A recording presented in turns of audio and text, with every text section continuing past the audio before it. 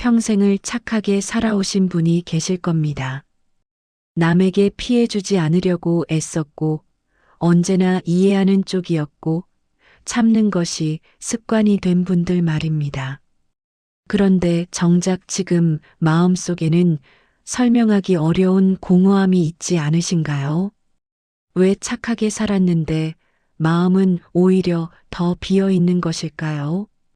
이 질문은 단순한 철학적 의문이 아닙니다. 이것은 수십 년을 살아온 사람들의 진짜 삶에서 나온 질문입니다. 젊은 시절에는 착하게 사는 것이 당연하다고 믿었습니다. 부모님께서 그렇게 가르치셨고 학교에서도 사회에서도 그것이 올바른 길이라고 했습니다. 선한 사람이 결국 복을 받는다고, 참는 자가 이긴다고, 좋은 게 좋은 거라고 했습니다. 그래서 우리는 착하게 살았습니다. 아니, 착하게 살아야만 했습니다. 그런데 이상합니다. 노년이 되어 뒤를 돌아보면 마음 한켠에 해소되지 않은 무언가가 있습니다. 억울함이라고 하기에는 너무 모호하고 분노라고 하기에는 명확한 대상이 없습니다. 그냥 마음이 무겁습니다. 평생 남을 위해 살았는데 정작 나를 위해 살았던 시간은 얼마나 되는지 모르겠습니다.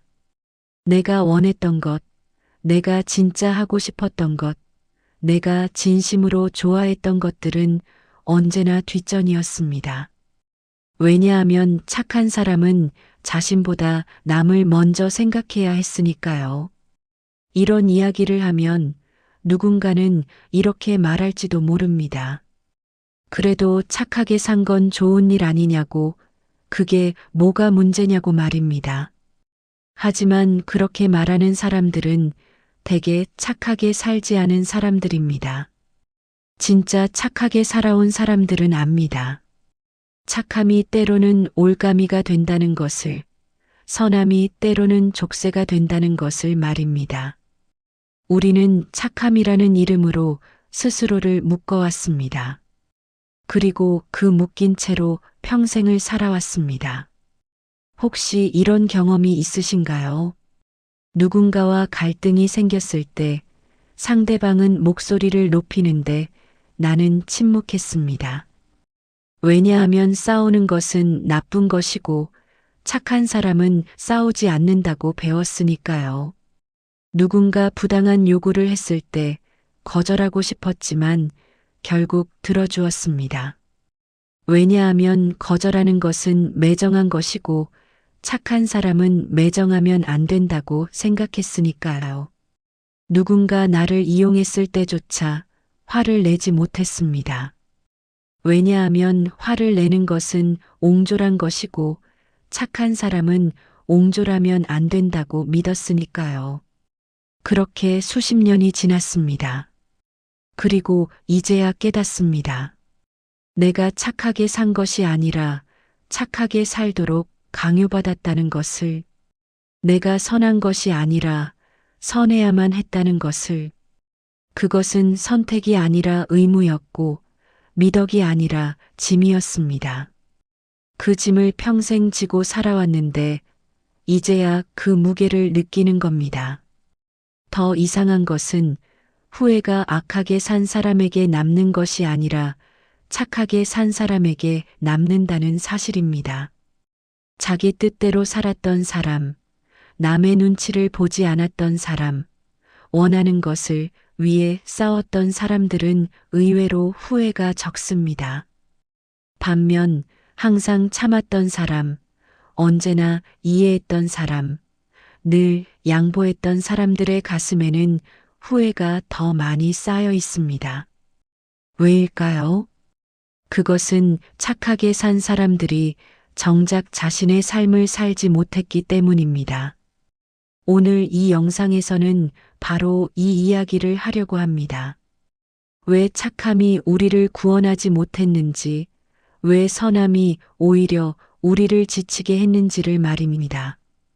그리고 19세기의 위대한 철학자 아르투어 쇼펜하우어가 인간의 본성에 대해 어떤 통찰을 남겼는지, 그 통찰이 우리의 노년에 어떤 의미를 주는지를 이야기할 것입니다. 이것은 착함을 부정하는 이야기가 아닙니다. 오히려 진짜 착함이 무엇인지, 그리고 착함이라는 이름으로 우리가 잃어버린 것이 무엇인지를 되찾는 이야기입니다. 끝까지 함께 해주시기 바랍니다. 이 영상이 끝날 때쯤이면 마음속에 쌓여있던 공허함의 정체가 조금은 분명해질 것입니다. 그리고 어쩌면 지금부터의 삶을 다르게 살 수 있는 작은 용기가 생길지도 모릅니다. 우리가 태어나 자란 시대를 생각해 봅니다. 그 시대의 착함은 단순한 미덕이 아니었습니다. 그것은 삶의 규칙이었고 생존의 조건이었습니다. 전쟁과 가난을 겪은 부모님 세대는 우리에게 말했습니다. 착하게 살아라. 남에게 피해주지 마라. 참으면 된다고. 그 말씀들은 사랑에서 나온 것이었지만 동시에 그 시대가 요구한 것이기도 했습니다. 성경에는 분명 선함에 대한 가르침이 있습니다. 이웃을 내 몸과 같이 사랑하라. 원수를 사랑하라. 오른뺨을 맞으면 왼뺨도 돌려대라. 이런 말씀들은 깊은 영적 의미를 담고 있습니다. 그것은 궁극적인 사랑과 용서, 그리고 자아를 초월한 경지에 대한 가르침입니다. 하지만 현실의 삶에서 이 말씀들이 어떻게 해석되었는지를 보면 안타까운 점이 많습니다. 원수를 사랑하라는 말은 어느새 부당한 대우를 참으라는 말로 바뀌었습니다. 용서하라는 말은 자신의 상처를 묻어두라는 말로 변질되었습니다. 겸손하라는 말은 자기 의견을 말하지 말라는 뜻으로 왜곡되었습니다. 그리고 착하게 살아야 복 받는다는 말은 착하지 않으면 벌 받는다는 위협으로 작동했습니다. 이것이 우리가 자라면서 배운 도덕이었습니다. 집에서는 부모님이 말씀하셨습니다. 내가 좀 참아라. 형제간의 다툼이 생기면 동생은 참아야 했고, 자녀와 부모 사이에 의견 충돌이 있으면 자녀가 물러서야 했습니다. 왜냐하면 어른 말씀에 대들면 안 되니까요. 학교에서도 마찬가지였습니다.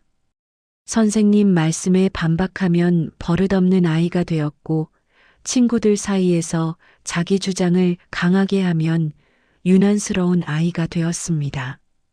사회에 나와서도 다르지 않았습니다.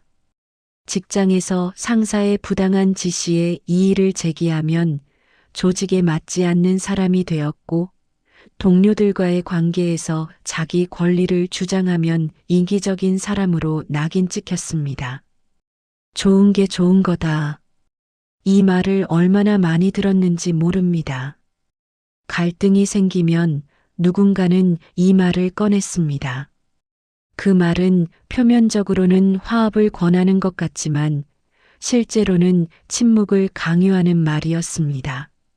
문제가 있어도 덮어두라는 말, 불만이 있어도 참으라는 말, 옳고 그름을 따지지 말라는 말이었습니다. 그리고 대개 이 말을 들어야 하는 쪽은 정해져 있었습니다. 힘없는 사람, 착한 사람, 참는 사람이 늘 이 말을 들었습니다. 착해야 복 받는다. 이 말도 마찬가지입니다. 이 말 속에는 착하지 않으면 복 받지 못한다는 경고가 숨어 있습니다. 착하지 않으면 뭔가 나쁜 일이 생길 거라는 두려움을 심어주는 말입니다. 그래서 우리는 착해야만 했습니다. 복을 받기 위해서가 아니라 화를 피하기 위해서, 선함을 실천하기 위해서가 아니라 선하지 않다는 비난을 피하기 위해서. 이것이 과연 진정한 착함일까요? 이런 환경에서 자란 우리는 착함을 선택한 것이 아니라 착함을 강요받은 것입니다. 그것은 자발적인 미덕이 아니라 주입된 의무였습니다.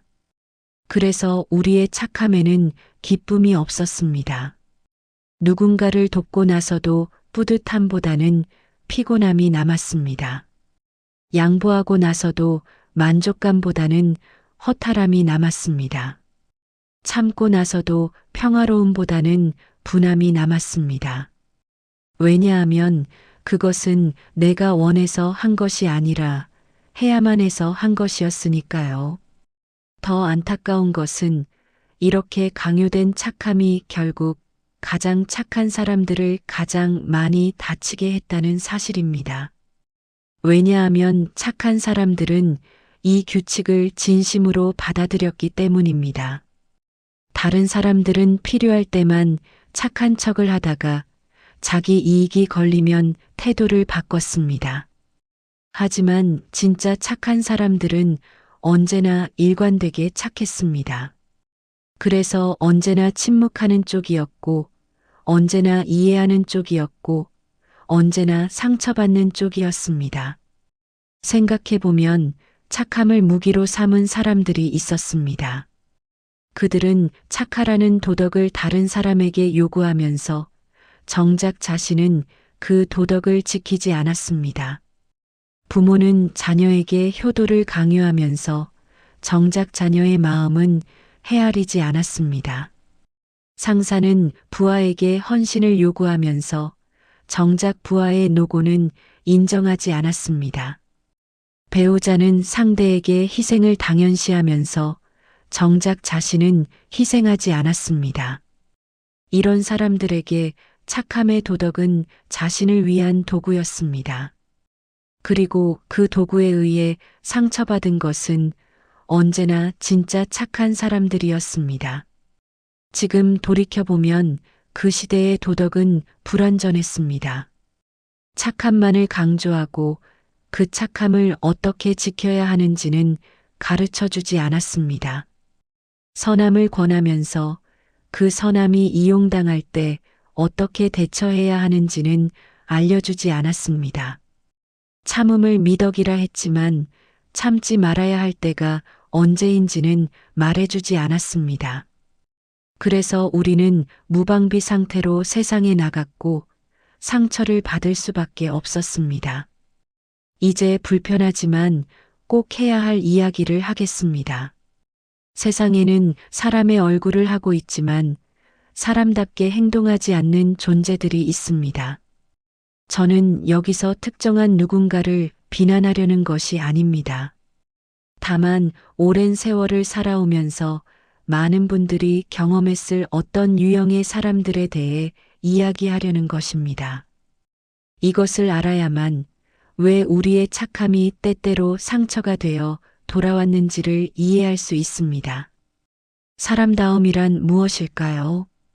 저는 그것이 상호성이라고 생각합니다. 내가 상대를 존중하면 상대도 나를 존중하는 것, 내가 상대를 배려하면 상대도 나를 배려하는 것, 내가 상대에게 베풀면 상대도 언젠가 나에게 베푸는 것. 이것이 인간관계의 기본입니다. 완벽한 균형일 필요는 없습니다. 때로는 한쪽이 더 주고 때로는 한쪽이 더 받을 수 있습니다. 하지만 기본적인 상호성이 있어야 관계가 유지될 수 있습니다. 그런데 이 상호성 없이 오직 받기만 하는 사람들이 있습니다. 그들은 다른 사람의 선함을 당연하게 여깁니다. 누군가 베풀어주면 그것이 당연한 것인 양 받아들입니다. 고마워하지도 않고 보답하려 하지도 않습니다. 오히려 더 요구합니다. 왜냐하면 그들에게 다른 사람의 선함은 자신이 누려야 할 권리이지 감사해야 할 은혜가 아니기 때문입니다. 이런 사람들은 특별한 기술을 가지고 있습니다. 바로 도덕을 무기로 삼는 기술입니다. 그들은 착한 사람들의 양심을 공략합니다. 내가 좀 이해해줘야지. 내가 양보하는 게 맞잖아. 착한 사람이 왜 이래? 그것도 못해줘? 이런 말들로 착한 사람을 압박합니다. 그리고 착한 사람은 그 말에 흔들립니다. 혹시 내가 잘못한 건 아닌가? 내가 너무 옹졸한 건 아닌가? 내가 이기적인 건 아닌가 하고 자책합니다. 이것이 그들의 전략입니다. 죄책감을 심어서 조종하는 것입니다. 착한 사람들은 남에게 폐를 끼치는 것을 두려워합니다. 나쁜 사람이 되는 것을 두려워합니다. 이 두려움을 이용하는 것입니다. 조금만 요구에 응하지 않으면 상대는 상처받은 척을 합니다.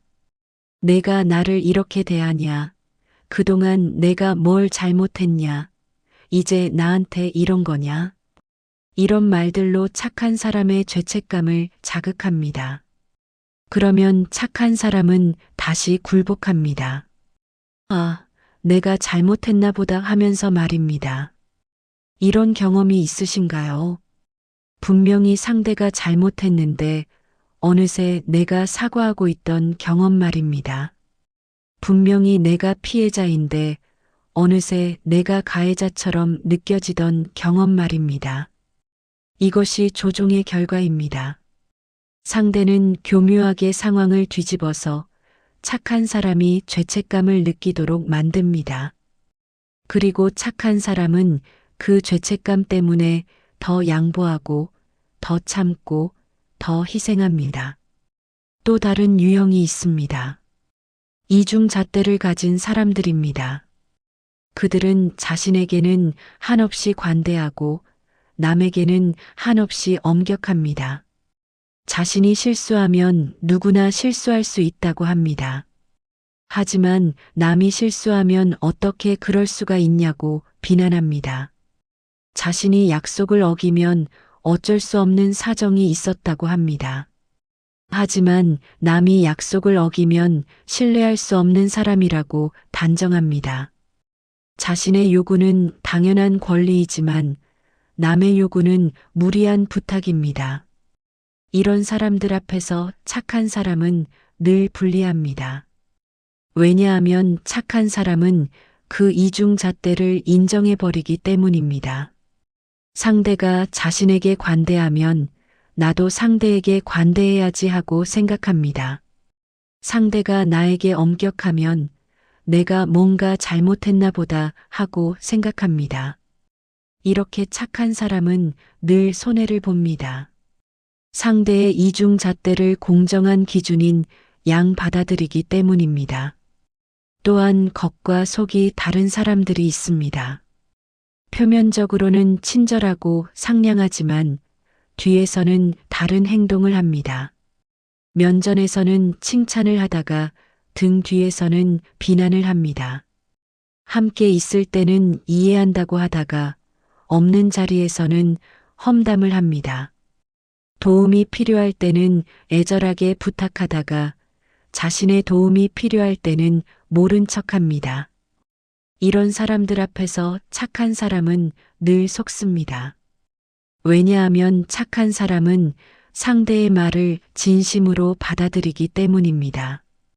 여기서 중요한 것은 이런 사람들을 미워하거나 분노하라는 것이 아닙니다.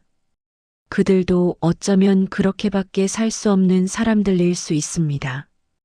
어린 시절의 상처 때문일 수도 있고 환경 때문일 수도 있습니다. 하지만 그들을 이해하는 것과 그들에게 무방비 상태로 노출되는 것은 다른 문제입니다. 그들의 사정을 이해할 수는 있지만 그렇다고 해서 그들에게 이용당해야 할 이유는 없습니다. 지금 이 말씀을 듣고 계신 분들 중에 아, 내가 알던 그 사람이 바로 이런 사람이었구나 하고 떠오르는 얼굴이 있을 것입니다.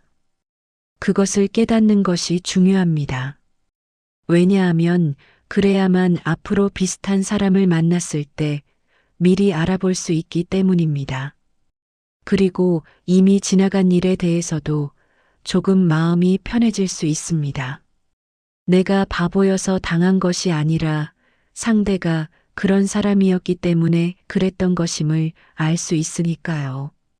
이제 본격적으로 쇼펜하우어의 철학을 이야기할 때가 되었습니다.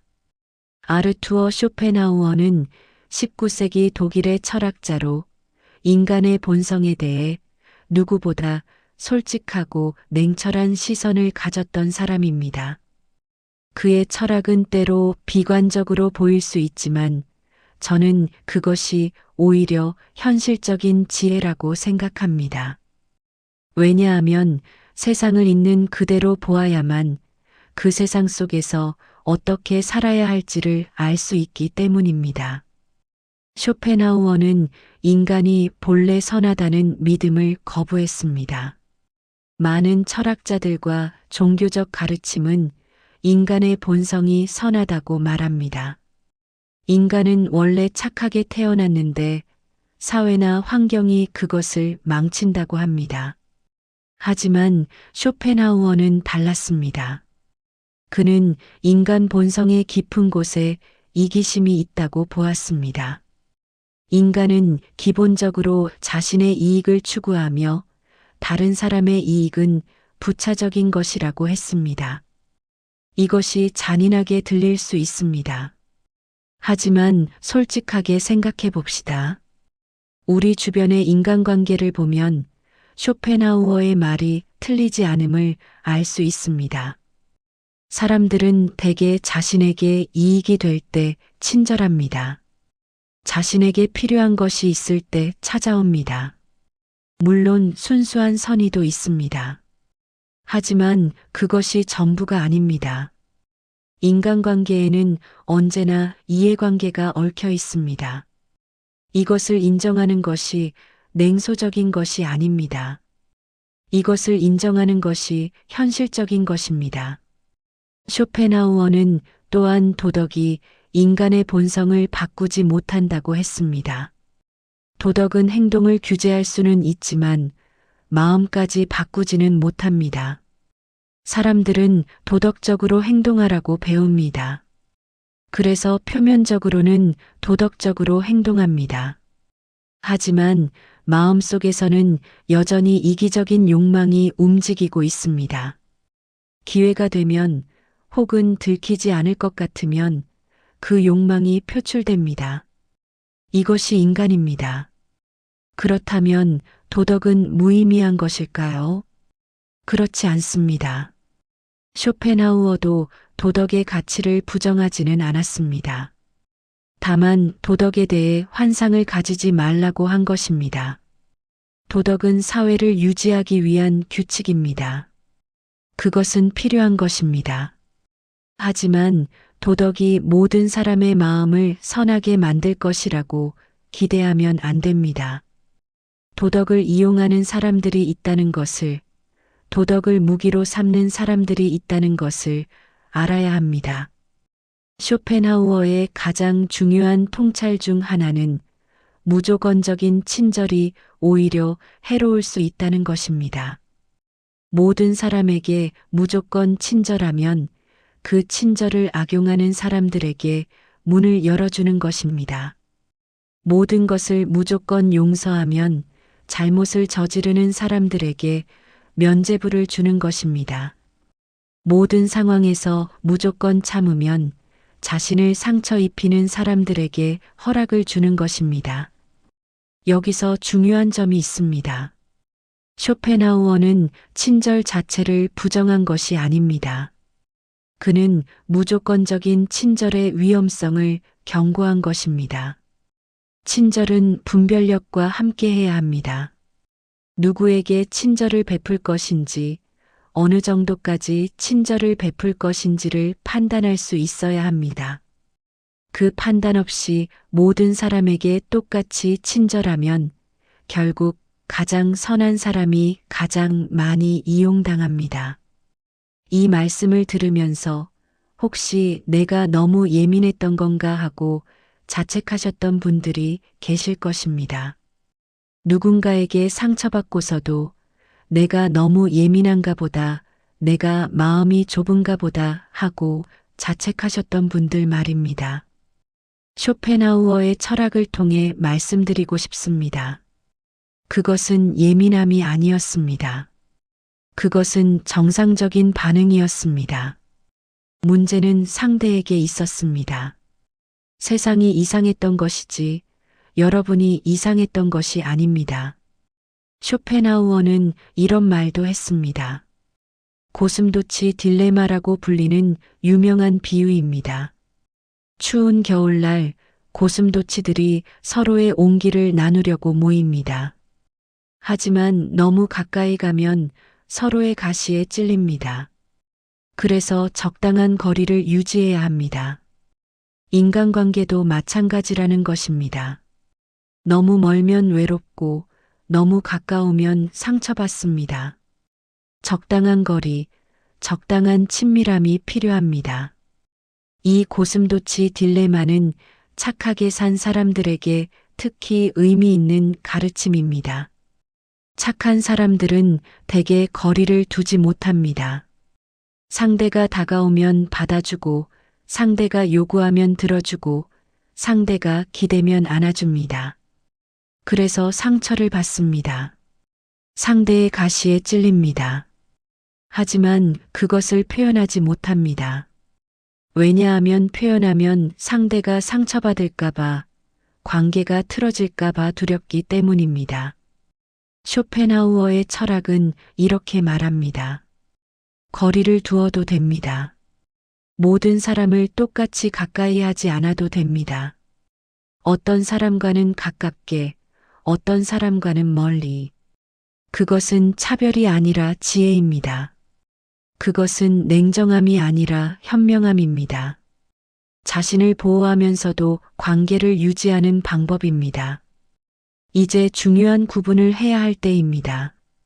이해와 용납의 차이입니다.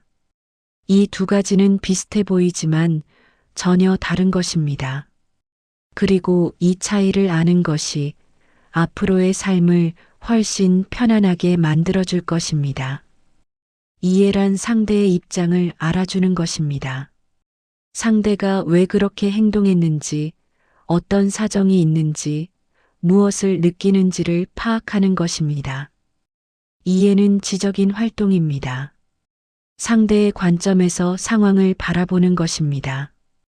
이해 자체는 좋은 것입니다. 이해를 통해 갈등을 줄일 수 있고 관계를 개선할 수 있습니다. 하지만 용납은 다릅니다. 용납이란 상대의 행동을 받아들이고 허용하는 것입니다. 상대가 어떤 행동을 해도 괜찮다고 말해주는 것입니다.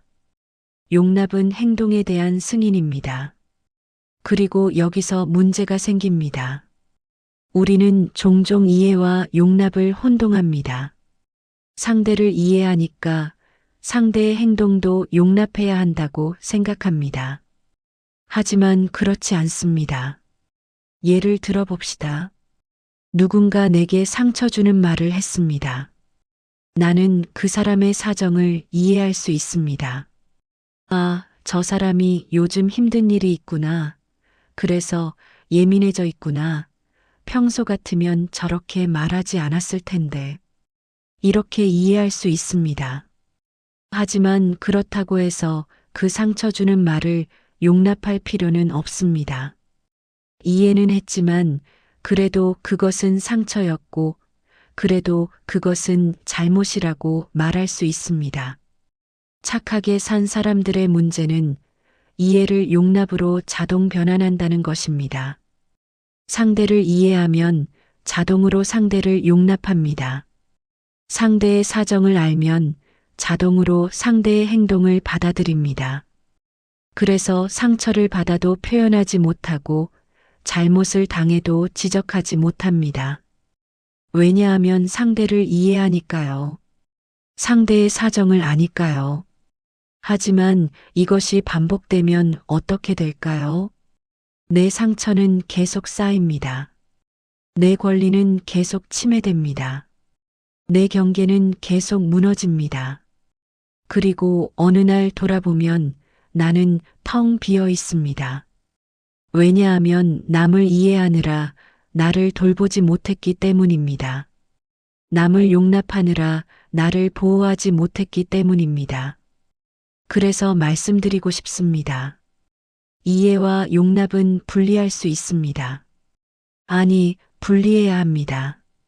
상대를 이해하되 상대의 모든 행동을 용납할 필요는 없습니다.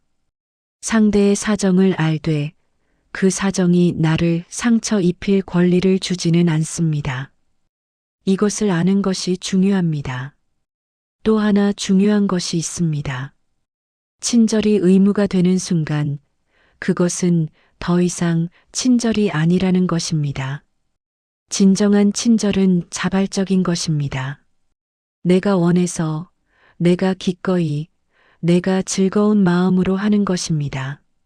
하지만 해야 하니까, 안 하면 안 되니까, 그래야 착한 사람이니까 하는 친절은 친절이 아닙니다.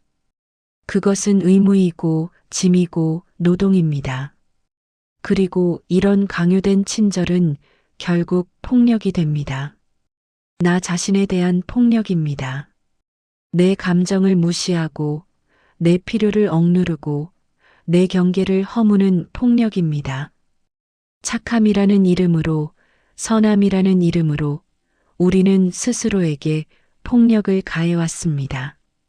그리고 그 폭력의 상처가 지금 우리 마음속에 쌓여 있습니다. 이제 다르게 생각해 봅시다. 친절은 의무가 아니라 선택입니다. 내가 선택해서 친절을 베푸는 것입니다. 그리고 선택이라는 것은 하지 않을 수도 있다는 것을 의미합니다. 친절을 베풀 상대를 선택할 수 있고, 친절의 정도를 선택할 수 있고, 친절을 베풀 때와 베풀지 않을 때를 선택할 수 있습니다. 이것이 진정한 친절입니다. 선택으로서의 친절입니다. 이렇게 생각하면 처음으로 자유로워집니다. 나는 이제 선택해도 된다. 무조건 착해야 하는 것이 아니다. 상황에 따라, 상대에 따라, 내 상태에 따라 다르게 행동해도 된다. 이것을 깨닫는 순간 평생 짊어지고 있던 짐이 조금 가벼워집니다. 덜 착해진다는 것은 무엇일까요? 혹시 이 말이 차가운 사람이 되라는 뜻으로 들리시나요? 그렇지 않습니다. 덜 착해지는 것과 차가워지는 것은 전혀 다른 것입니다. 오히려 덜 착해지는 것은 더 현명해지는 것입니다. 더 건강해지는 것입니다. 더 자기 자신을 사랑하게 되는 것입니다. 차가운 사람은 타인에 대한 관심 자체가 없습니다. 타인의 고통에 무감각하고 타인의 기쁨에 공감하지 않습니다. 자기 이익만을 추구하고 남이 어떻게 되든 상관하지 않습니다. 이것은 덜 착해지는 것이 아닙니다. 이것은 인간성을 잃는 것입니다. 반면 덜 착해지는 것은 분별력을 가지는 것입니다. 타인에 대한 관심과 배려는 유지하되 그것을 어디까지, 누구에게, 어떻게 줄 것인지를 판단하는 것입니다. 모든 사람에게 똑같이 친절하지 않는 것입니다. 내 에너지와 시간과 감정을 전략적으로 사용하는 것입니다. 이것은 차가움이 아닙니다. 이것은 지혜입니다. 구체적으로 어떻게 하면 될까요? 몇 가지를 생각해 볼 수 있습니다. 첫째, 거리를 두는 연습입니다. 모든 관계를 똑같은 친밀함으로 유지할 필요가 없습니다. 어떤 사람과는 깊은 관계를, 어떤 사람과는 적당한 거리의 관계를 유지하면 됩니다. 특히 나를 소모시키는 관계가 있다면 그 관계와 거리를 두는 것이 필요합니다. 둘째, 거절하는 연습입니다. 착한 사람들은 거절을 잘 못합니다. 거절하면 상대가 상처받을까봐, 관계가 나빠질까봐 두렵습니다. 하지만 거절도 의사소통의 하나입니다. 정중하게, 그러나 분명하게 거절할 수 있어야 합니다. 아니요라고 말하는 것이 나쁜 것이 아닙니다. 오히려 진실한 것입니다. 할 수 없는 것을 할 수 있다고 말하는 것이 더 나쁜 거짓말입니다. 셋째, 자기 의견을 표현하는 연습입니다. 착한 사람들은 자기 의견을 잘 말하지 않습니다. 의견을 말하면 갈등이 생길까봐, 반박을 받을까봐 두렵습니다. 하지만 의견이 없는 것과 의견을 말하지 않는 것은 다릅니다.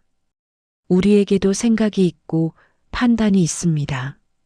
그것을 표현해도 됩니다. 당연히 표현해도 됩니다. 넷째, 자기 필요를 인정하는 연습입니다. 착한 사람들은 자기 필요를 뒷전에 둡니다. 남의 필요가 먼저이고 내 필요는 나중입니다. 하지만 나도 필요가 있는 인간입니다. 쉬고 싶을 때도 있고, 혼자 있고 싶을 때도 있고, 돌봄을 받고 싶을 때도 있습니다. 그것을 인정해야 합니다. 그리고 그것을 요청할 수 있어야 합니다. 이런 것들이 처음에는 어색할 것입니다. 평생 해오지 않던 것이니까요. 죄책감이 들 수도 있습니다. 내가 너무 이기적인 건 아닌가, 내가 나쁜 사람이 되는 건 아닌가 하는 생각이 들 수 있습니다. 하지만 단언컨대 그것은 이기적인 것이 아닙니다. 그것은 자기 보존입니다. 자기를 보존해야 남도 도울 수 있습니다. 텅 빈 사람은 남에게 줄 것이 없습니다. 비행기에서 비상 상황이 발생하면 먼저 자신의 산소 마스크를 쓰고 나서 옆 사람을 도우라고 합니다. 왜 그럴까요? 자신이 쓰러지면 남을 도울 수 없기 때문입니다. 인생도 마찬가지입니다. 먼저 나를 돌봐야 합니다. 나를 지켜야 합니다. 그래야 남도 돌볼 수 있고 남도 지킬 수 있습니다. 이것은 이기심이 아닙니다. 이것은 지혜입니다. 조금 덜 착해지는 것, 그것은 용기가 필요한 일입니다. 평생의 습관을 바꾸는 것이니까요. 하지만 그 용기를 내면 삶이 달라집니다. 더 이상 남의 기대에 휘둘리지 않게 됩니다. 더 이상 남의 요구에 지치지 않게 됩니다. 내가 나의 삶의 주인이 됩니다. 그리고 그것이 진정한 자유입니다. 인생의 후반부에 들어선 지금 가장 중요한 것이 무엇일까요? 젊은 시절에는 증명하는 것이 중요했습니다. 나의 가치를 증명하고, 나의 능력을 증명하고, 나의 존재 이유를 증명해야 했습니다. 그래서 열심히 일했고, 열심히 노력했고, 열심히 착하게 살았습니다. 인정받기 위해, 사랑받기 위해, 필요한 사람이 되기 위해서 말입니다. 하지만 이제는 다릅니다. 지금부터의 삶은 증명하는 삶이 아닙니다. 지금부터의 삶은 지켜내는 삶입니다. 무엇을 지켜내느냐고요? 바로 나 자신입니다. 내 마음의 평화를, 내 몸의 건강을, 내 영혼의 고요함을 지켜내는 것입니다. 더 이상 남에게 증명할 것이 없습니다. 이미 충분히 증명했습니다. 이제는 남은 시간을 나를 위해 쓸 때입니다. 쇼펜하우어는 노년에 대해 이렇게 말했습니다. 노년은 폭풍이 지나간 후의 고요함과 같다고. 젊은 시절의 열정과 욕망이 잦아들고 세상의 소음에서 벗어나 마침내 자기 자신과 마주할 수 있는 시간이라고 했습니다. 그는 노년을 부정적으로 보지 않았습니다. 오히려 노년이야말로 진정한 지혜와 평온을 얻을 수 있는 시간이라고 보았습니다. 그러려면 무엇이 필요할까요? 바로 비움입니다. 젊은 시절에 우리는 채우는 데 집중했습니다. 더 많은 성취, 더 많은 관계, 더 많은 인정. 하지만 노년에는 비우는 것이 필요합니다. 불필요한 관계를 비우고, 불필요한 의무를 비우고, 불필요한 걱정을 비워야 합니다. 그래야 마음의 공간이 생깁니다. 그 공간에 평화가 들어옵니다. 착함에 대해서도 마찬가지입니다. 무조건적인 착함을 비워야 합니다. 모든 사람을 이해해야 한다는 강박을 비워야 합니다. 모든 관계를 유지해야 한다는 부담을 비워야 합니다. 누군가에게 나쁜 사람으로 보일까봐 두려워하는 마음을 비워야 합니다. 그래야 진정한 평온이 찾아옵니다. 쇼펜하우어의 말을 다시 한번 떠올려 봅시다. 조금 덜 착해질수록 마음은 오히려 더 평온해집니다. 이것은 역설처럼 들리지만 진실입니다. 무조건 착하려고 애쓸 때 우리의 마음은 늘 불안합니다. 혹시 충분히 착하지 못한 건 아닌가? 혹시 누군가를 실망시킨 건 아닌가 하는 불안이 있습니다. 하지만 착함을 선택의 영역으로 가져오면 그 불안이 사라집니다. 나는 내가 원하는 만큼, 내가 할 수 있는 만큼 착하면 됩니다. 그것으로 충분합니다. 나를 먼저 지킨다는 것은 무엇일까요? 그것은 내 감정을 존중하는 것입니다. 화가 나면 화가 난다고 인정하는 것입니다. 슬프면 슬프다고 느끼는 것입니다. 지치면 지쳤다고 표현하는 것입니다. 착한 사람들은 이런 감정들을 억눌러 왔습니다. 화를 내면 안 되니까, 슬퍼하면 약해 보이니까, 지쳤다고 말하면 민폐니까. 하지만 감정을 억누른다고 사라지지 않습니다. 억눌린 감정은 마음 깊은 곳에 쌓여서 결국 병이 됩니다. 나를 먼저 지킨다는 것은 내 시간을 소중히 하는 것입니다. 남은 시간이 무한하지 않다는 것을 우리는 압니다. 그 소중한 시간을 어떻게 쓸 것인지, 누구와 함께 할 것인지를 선택할 권리가 우리에게 있습니다. 의무감으로 만나는 관계, 피곤하기만 한 모임, 마음이 불편한 사람들과의 시간, 이런 것들을 줄여도 됩니다. 대신 진심으로 편안한 사람들과 진심으로 즐거운 활동에 시간을 쓰면 됩니다. 나를 먼저 지킨다는 것은 내 몸을 돌보는 것입니다. 착한 사람들은 남을 돌보느라 자기 몸은 방치하는 경우가 많습니다. 자녀를 위해, 배우자를 위해, 부모님을 위해 헌신하면서 정작 자기 건강은 챙기지 못합니다. 하지만 이제는 달라져야 합니다. 내 몸이 건강해야 남도 돌볼 수 있습니다. 잘 먹고, 잘 자고, 적당히 움직이고, 필요하면 쉬어야 합니다. 나를 먼저 지킨다는 것은 결국 나를 사랑하는 것입니다. 평생 남을 사랑하는 데만 익숙했던 분들께 이제 자신을 사랑하시라고 말씀드리고 싶습니다. 자신을 사랑하는 것은 이기적인 것이 아닙니다. 그것은 인간으로서 당연한 것입니다. 자신을 사랑하는 사람이 남도 진심으로 사랑할 수 있습니다. 자신을 존중하는 사람이 남도 진심으로 존중할 수 있습니다. 긴 이야기가 이제 끝을 향해 가고 있습니다. 오늘 우리는 착함에 대해 이야기했습니다. 왜 착하게 산 사람들의 마음이 비어 있는지, 왜 선한 사람들이 오히려 더 많이 상처받는지, 그리고 쇼펜하우어의 철학이 우리에게 어떤 통찰을 주는지를 살펴보았습니다. 다시 한번 분명히 말씀드립니다. 오늘 이야기는 착함을 부정하는 것이 아닙니다. 착함은 아름다운 것입니다. 선함은 가치 있는 것입니다. 세상에 착한 사람들이 있어서 이 세상이 그나마 살만한 곳이 됩니다. 문제는 착함 자체가 아니라 착함이 의무가 되어버린 것입니다. 착함이 선택이 아니라 강요가 되어버린 것입니다.